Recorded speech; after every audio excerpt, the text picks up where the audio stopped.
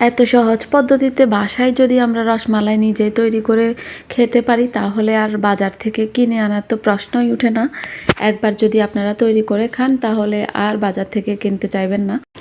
Hello everyone, আসসালামু আলাইকুম, welcome back to my kitchen. আজকে শেয়ার করছি বাসায় কিভাবে খুব সহজে এবং স্বাস্থ্যকর উপায়ে আমরা রসমালাই তৈরি করে খেতে পারি সেই রেসিপিটা।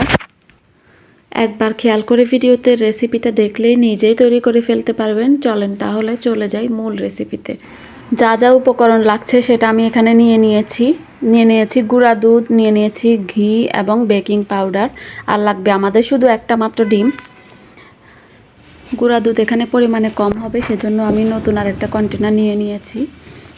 দুধটাই হচ্ছে রসমালাইয়ের মেন উপকরণ, গুঁড়া দুধ এবং লিকুইড দুধ। মালাইয়ের জন্য আমরা লিকুইড দুধ ইউজ করব, আর পরিমাণে কতটুকু দিবেন সেটা ডিপেন্ড করবে আপনি কতটুকু রসমালাই চাচ্ছেন সেটার উপরে। আমি এখানে 1.5 কাপ পরিমাণ গুঁড়ো দুধ ব্যবহার করব।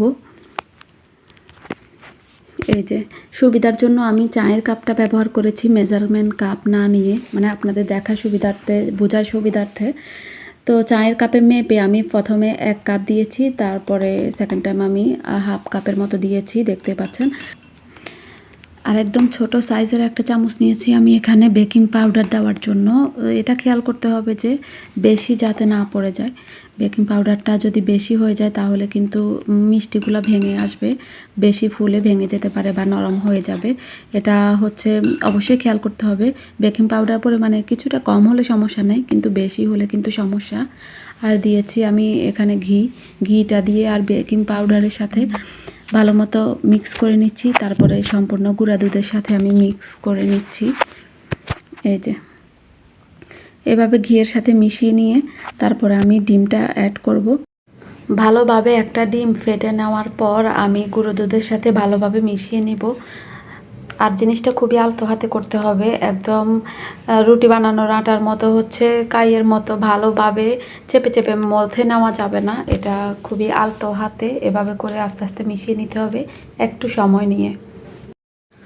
কিছুক্ষণ এভাবে মেশাতে মেশাতে দেখবেন একদম সফট একটা ডো তৈরি হবে। আর এরপরে কিছুক্ষণ চাইলে রেস্টে রাখা যেতে পারে। তারপর কিছুক্ষণ একটু রেস্টে রাখা যেতে পারে হাতে সময় থাকলে চাইলে, তারপর আরও বেশি সফট হয়ে আসবে এটা। আর এর মধ্যে আমি হাত ওয়াশ করে আবার চলে এসেছি, দেখেন এটা একদম সফট হয়ে গেছে। এই যে, আর ঘি দেওয়ার ফলে এটা হাতে একদম লেগে লেগে থাকবে না।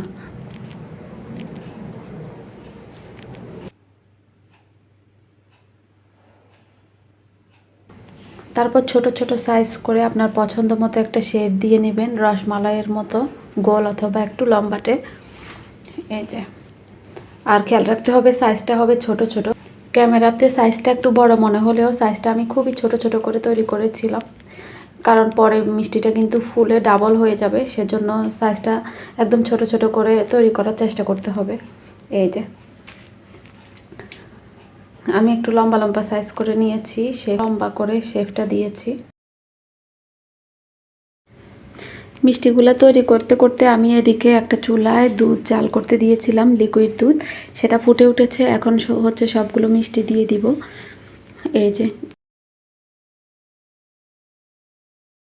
একদম ঘড়ি ধরে আমি 15 মিনিটের মতো জাল করব, তারপরে মিষ্টিগুলোকে একটা পাত্রে সরিয়ে নিব। এই যে মিষ্টিটা হয়ে গেছে, এখন হচ্ছে একটা পাত্রের মধ্যে আমি উঠিয়ে নিয়েছি। তারপরে হচ্ছে মালাইয়ের জন্য দুধটাকে একটু ঘন করা প্রয়োজন। এই যে দেখেন কতগুলো মিষ্টি এখানে হয়েছে। আর যখন মালাইটা অ্যাড করব, ঝোল ঝোল হবে, তখন পরিমাণে আরও বেশি মনে হবে। এবার আসি আমরা মালাইটা ঘন করার জন্য। আমি কিছুক্ষণ জাল করেছি দুধটাকে, তারপরে আরও সহজে ঘন হওয়ার জন্য কিছুটা গুঁড়া দুধ, মানে কয়েক চা চামচ গুঁড়া দুধ আমি হচ্ছে ঠান্ডা দুধের সাথে মিক্স করে তারপরে এখানে দিয়ে দিয়েছি, তারপরে জাল করেছি। আর দিয়ে দিয়েছি আমি কয়েক চা চামচ কাস্টার্ড পাউডার। কাস্টার্ড পাউডারটা দেওয়ার কারণে কালারটাও একটু মালাই মালাই কালারটা আসে সুন্দর, আর হচ্ছে খুবই সহজে ঘন হয়ে আসে তাহলে লিকুইড দুধের পরিমাণটাও কম লাগে, আর আসল কথা হচ্ছে আমাদের সময়টা বাঁচে। অনেকক্ষণ ধরে দুধটাকে জাল করতে হয় না, বেশিক্ষণ দুধটা জাল করতে করতে দেখা যায় লেগে যেতেও পারে। এই যে কাস্টার্ড পাউডারটা আমি এখানে দেখিয়ে দিচ্ছি, এই যে এখান থেকে কয়েক চামচ আমি শুধু কাস্টার্ড পাউডারটা অ্যাড করেছিলাম। গুঁড়া দুধটা যেভাবে কাপের মধ্যে অল্প একটু দুধ দিয়ে গুলিয়ে নিয়েছি আগে, তারপরে অ্যাড করেছি গরম দুধের মধ্যে, ঠিক সেই পদ্ধতিতে কাস্টার্ড পাউডারটা আমি অ্যাড করেছি। একটা কাপের মধ্যে গুলিয়ে নিয়েছি যাতে জমাট বেঁধে না যায়। একদম গরম গরম থাকতেই এই দুধটা বা মালাইটা এখানে আমি মিষ্টির মধ্যে অ্যাড করে দিব। এই যে মালাইটা একদম গরম গরম থাকতেই এখানে ঢেলে দিচ্ছি মিষ্টির মধ্যে। এই যে মালাইটা একটু বেশি পরিমাণে দেওয়ার চেষ্টা করলে ভালো হয়, কারণ হচ্ছে ফ্রিজে রেখে ঠান্ডা করার পরে এটা আরও মিষ্টির ভিতরে ঢুকে কমে যায়।